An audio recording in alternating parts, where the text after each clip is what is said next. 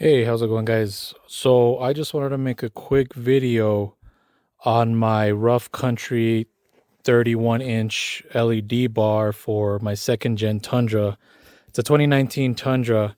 So I've just been having a lot of issues of people when they're installing it, they want to remove this whole your whole front whatever the hell it's called, fender. Uh yeah, so only other videos I could find where they were going another route from the bottom was like if you were going diode dynamics. There's a couple of other ones, but I'm not looking into paying 750 to over a grand for a light. So unfortunately, I already installed it. I should have made an install video of me doing it, but I will, I'll walk you through it really quick. It's super easy. Okay, so this is how the light looks. It looks pretty good. No issues. All you're gonna have to do is cut this little plastic mesh that's here. It's super easy. You can use like a little Dremel, pull it out. That way you have room for your brackets. I don't know why people are just removing all this. To me, it was more of a pain in the ass, especially if you're gonna torque it and everything. I don't know how people are gonna get torque on there. I'm not a genius. I'm on the spectrum, so I try to do it the easiest way possible.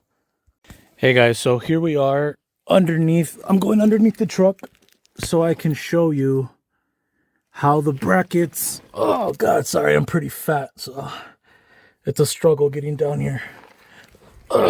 Okay, so you get two brackets, two little they look like L's like this.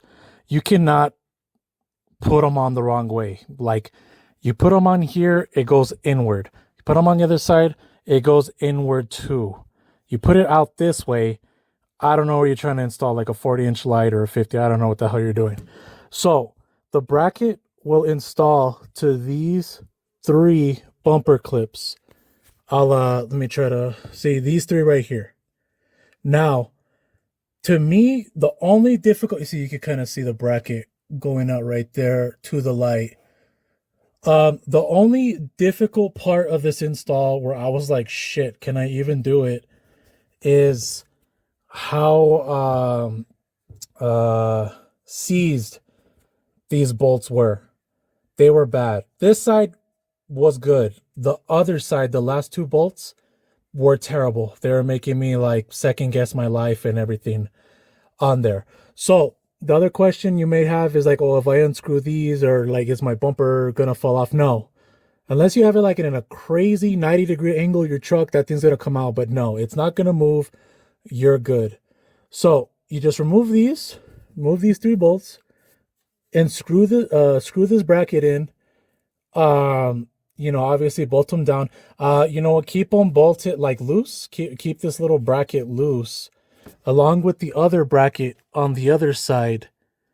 The reason why is because you're gonna have to like kind of like push it out. You're gonna, this little bracket inside here, you kind of want to like mess with it a little so you can get so you can get like it properly adjusted right here, because there's little screws. You get a whole mess of screws with the kit. You're gonna notice the only ones you need. The other screws are just if you're gonna put it on a roof rack or anything. You have this with a little Allen wrench, with a little key and a washer. I did put a little bit of blue Loctite, just a little bit, just because I do a lot of off-roading, so I don't want this thing moving everywhere. It's the same thing for the other side, so I don't even think I have to show you guys the other side. But the other thing too is the wire routing. So there is a wire, and you can see it through there. That is the wire to the connection. I just kind of like did it a little lazy. You could do it a little cleaner. I think people try to run it like through here. I'm not really sure. So here, I just wrapped it around here just so it has like a little bit of snug, so it's not hitting like the radiator or anything. Ran it all through here, and there's some excess, like, well, again, I wrapped it around right here, and all my excess wires are hiding down here. I just wrapped it with like a little loose wire in case I have to get to it. You never know, anything could happen, shit could fuck up, I got to take it apart.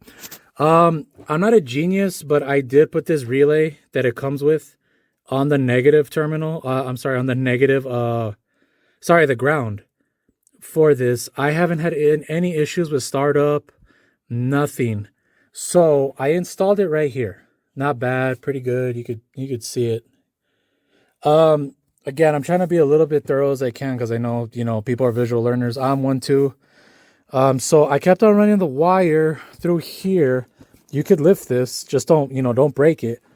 I ran it all the way through here. I did it the getaway. I didn't want to run it through the grommet because I'm probably going to get a better wire for this, but I kept on running it through there. Let me open my door for you. I put I ran it through here because there's like a little notch in there, so that way, because if you put it more up here, you're gonna start shredding your protection cable thing.